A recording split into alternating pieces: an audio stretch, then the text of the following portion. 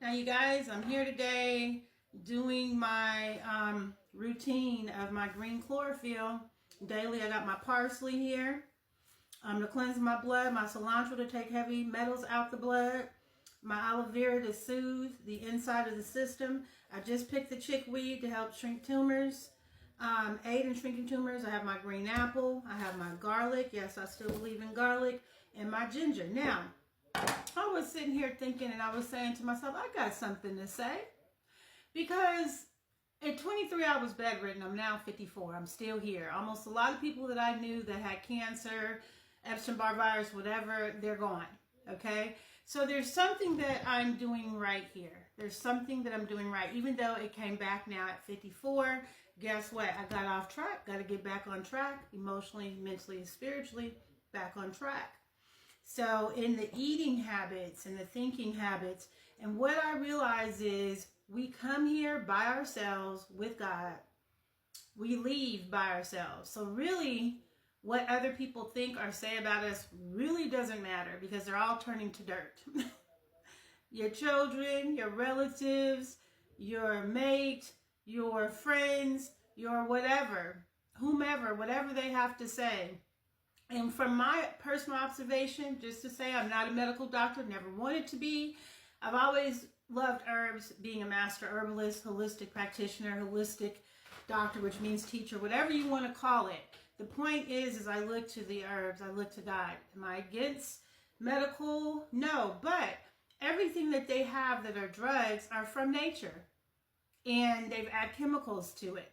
So I asked myself, and this is my personal viewpoint, and looking at the many people that have done chemotherapy, a lot of them are not here. A lot of them are not here, okay? And I found personally that I did the research on it, that it came from mustard gas, a man who made nuclear bombs. I don't want that in my system. If somebody created a machine, and they should know how to utilize the machine properly. So God created this machine, my body, and God created all the herbs and medicine, he says in the Bible, for us. We have to know how to use it properly and how to take them properly. That is the thing. Now, it's really interesting when I asked one of my friends, who's a medical doctor and a naturopath, I asked him, I said, how many hours do doctors study of herbs? They said, not that many. She said that she only studied, I think, 50 hours or whatever of herbs, if that. And they don't even study. So how is it that they say, ask your doctor about this? We're supposed to say that, right? Because they patent it. And so you're supposed to say, ask your doctor. The truth is you ask God. God is above everything, okay? And me personally, if something is not working and you're doing the same thing over and over again, isn't that called insanity? Isn't that called insanity? I have seen relatives, and I'm just going to say it over and over and over again, do chemotherapy, get cancer, do chemotherapy, diabetes, get radiation, do this, do this, do this, and they're gone. They're gone. I have seen this over and over and over and over again when I had clients back in the day, stage 4 cancer from the age of 6 months to the age of 80, do this stuff, and it failed. It came back even stronger, okay? This is just my personal experience, because I know there's people, oh, well, I did it work. Great. But the majority of what we are seeing, there's a sister who has a famous song out now. She did 11 months round. She's gone. She's 31 years old. Okay, so what is cancer? We all have cancer. We all have it. It's when it goes out of the bounds and the body is acidic. And the body, when it gets a tumor, it's trying to protect all the toxicity in that one area. And so we have to cleanse our blood and alkaline our bodies. Well, how do we do that? Do we do that with canned food? Do we do that with drugs constantly? Do we do that with negative thinking? Do we do that with poisons, using toxic chemicals in the house, living in a toxic house, a toxic environment? No. What do we do that with? We do that with cleansing our blood. Cancer feeds off of sugar. Look it up. I'm saying this for myself out loud. It feeds off of sugar. It feeds off of negative emotions. It feeds off of toxins. I'm not going to do canned food. I'm not going to do chemical foods. You're doing a lot of meats. when something dies, guess what? You're getting all that stuff, and then your body's trying to clear stuff out, right? So my point is common sense. Hey, let me purify my blood. Let me starve it out. Let me not give it sugar. I was 23. I'm 54. Most of the people didn't make it.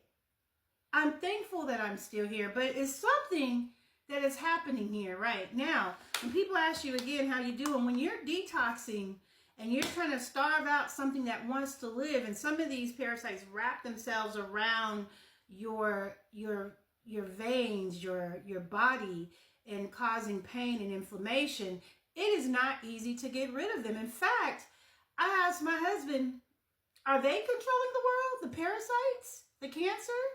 The parasites that they cause? Because Wendy said who's the herbalist, she said there's like 2 million that hatch every 30 seconds. 2 million. So if we feed them the sugar and stuff, they're going in our brain, then we have brain cancer, they're going in our ovaries, and we have ovarian cancer, they're going in the stomach, and it's stomach cancer. And we're really not addressing the cause. We're really not addressing the cause. And we look at certain areas where the cancer is not, certain areas in the world where you see that they don't have a lot of cancer. It's because they're eating natural foods, they're living in a certain way, and they might have a minimal amount of meat, not a lot of meat at all. And there's just so many misconceptions. Again, what we're doing is not working. It's not working. Look, pay attention. And yet you go over and over again, well, I seen Sammy Joe, they did chemo and they did this and they did that, and they're gone. They went not too long after that and stuff. And then Sally goes, does it. And then Bill goes do it. And same thing over and over again. That's just my personal experience of what I see. So I was like, no, for me, they were like, are you going to do chemo? And then I'm like, no, I'm not doing chemo. No, I'm not. And now the nurse is coming up to me saying, well, we see that you were sick at 23. What are you doing? They got my phone numbers. Why? Because they see it's not working. Hello? They see that for the majority, few of you, yes, great for the few of you, yes. But long term, they're coming to me saying, what are you doing? What's going on? Because especially with the ovarian, people don't live too long after that. We don't see them doing this. And we notice you didn't do the chemo and the radiation. And then they come after you when you talk about God's medicine, because it's greed. Pay attention. It's greed. I'm just going to say it. And then you got they put you all over the place on the media when you're trying to do or make up something on you. And then the only support you have is God, because then people start to believe the crap of what they see on the television. They believe it. They believe the craziness instead of reading and researching and seeing for themselves. That's why I hate bad gossip. I will stop you, and now at 54, I will stop you dead in your tracks. How do you know that? Where are your facts? I don't care if it's from family members, especially family members, because I've had so much stuff said about me that's not true that it's like, I don't care anymore. And what I mean is I don't care because I care what God says. I care about God's medicine. I care about my relationship with God. I do care how I treat you only because God holds me accountable. I'm keeping it real with you. That's the only thing that matters to me, is how I treat my relationship with God, period. Because everybody else is coming and going. Everybody else. The only person that's going to be there for me through everything is God. That's it. That's been my experience. Man is imperfect. The Bible says, do not put your trust in man. And I know why. They lie. They leave you, man or woman, not truthful. A lot of different things. Will leave you in the dust, not talk with you for months, for no reason, for stupidity. I'm just saying. So when you put our trust in God's medicine and how to use it right, we cannot say, oh yeah, I tried that natural way. You can, but it didn't work because you probably didn't know how to use it properly or been consistent with it.